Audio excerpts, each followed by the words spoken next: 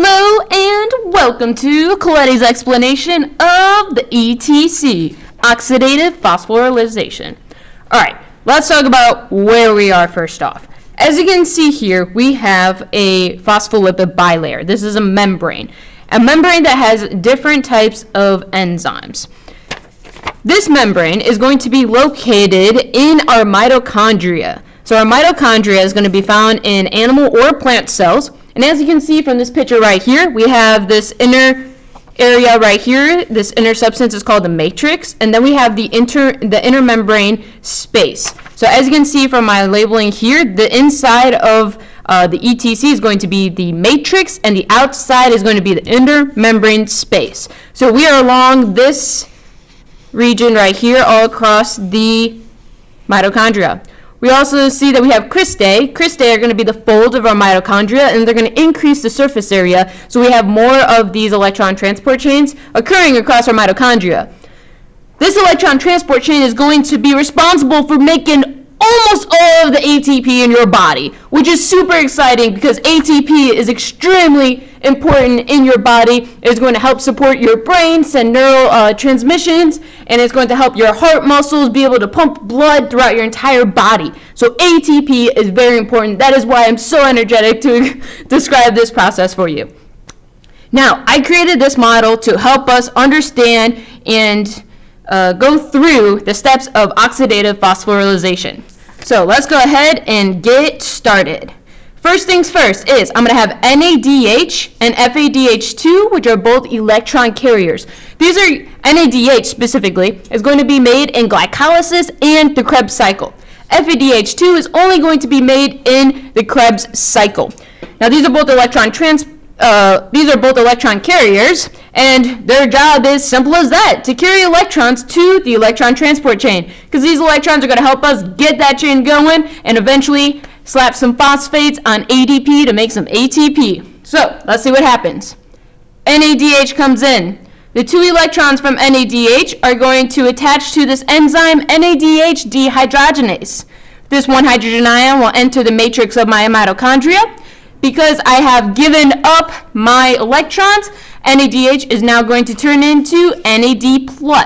NAD+ is now going to go back to glycolysis or the Krebs cycle, so that way we can add those electrons back on along with that hydrogen ion. So if I'm gaining electrons, I will be reducing. If I am losing electrons like I did just now, that would be oxidizing. So NAD+ is going to go off and gain more electrons to come back. Now that I have my two electrons in NADH dehydrogenase, this is going to allow one hydrogen ion per electron to move across our membrane. So I have two electrons, I'm going to have one hydrogen ion, two hydrogen ions move across.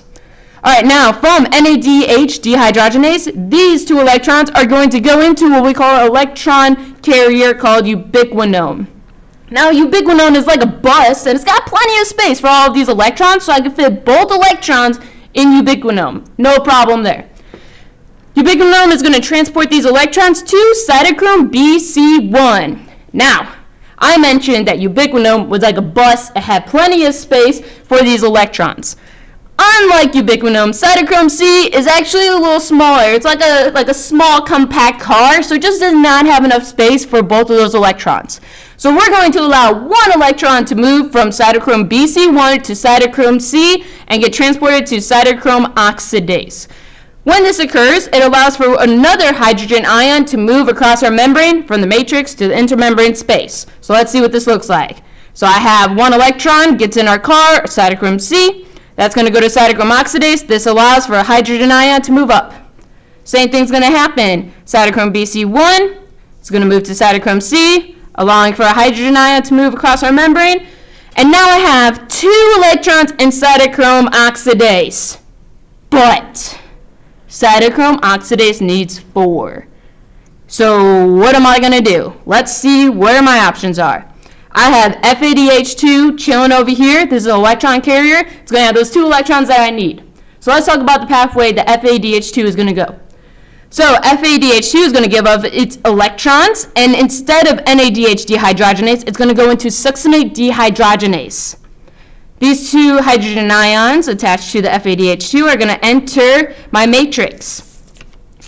FADH2 now becomes FAD. This is going to go to the Krebs cycle where it will gain more electrons and hydrogen ions and come right back to our electron transport chain. Alright, now I'm at succinate dehydrogenase. Just like ubiquinone, when I move those NADH dehydrogenase from there to ubiquinone, it allowed for some hydrogen ions to move across. So when I move from succinate dehydrogenase to cytochrome BC1, a hydrogen ion per electron will move across my membrane. Alright, now I'm in cytochrome BC1. Like I said before, cytochrome C is like a small compact car. It can't hold both of these electrons at the same time. So one at a time is going to go to cytochrome C. This is going to allow for another hydrogen ion to move through. And finally, cytochrome C is going to attach it to, or drop off the electron to cytochrome oxidase. We're going to see this again. Cytochrome BC1, electron goes to cytochrome C, hydrogen ion moves through, and cytochrome C would drop that electron to cytochrome oxidase. Alright, there we go. Now I have 4 electrons in cytochrome oxidase. That is what I've been waiting for. That's what I need to finish this. I need a final acceptor. Who's it going to be? Oxygen. Now this is an aerobic process, which means it requires oxygen. This oxygen is going to accept those electrons along with 2 hydrogen ions per oxygen to create water, a product of cellular respiration. Here we go. Here's what it looks like. I have oxygen. It's going to grab 2 electrons and 2 hydrogen ions to create water. This water is going to be given off as a byproduct.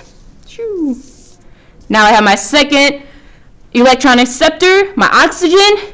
It's going to become water. It's going to take these 2 electrons along with these 2 hydrogen ions, be given off as a byproduct. Excellent. That is exactly what we wanted, because now we have a proton gradient that's going to rush through the ATP synthase and it's going to slap a phosphate on ADP to make ATP.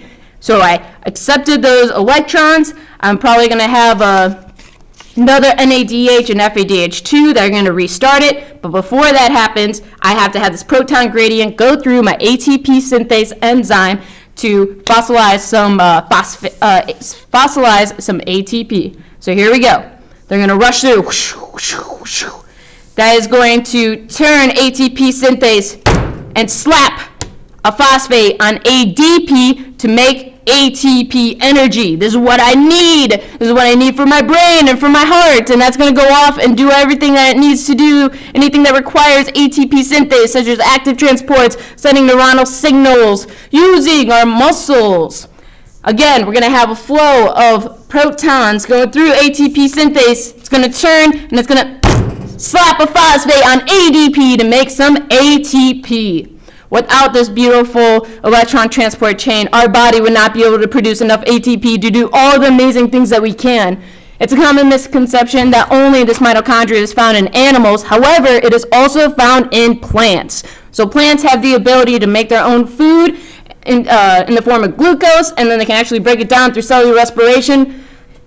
Humans and animals, however, have to consume that energy in the form of glucose and use cellular respiration in the mitochondria, this electron transport chain, to make our valuable ATP. That is the summary of the electron transport chain, oxidative phosphorylation. Thank you and have an energetic day.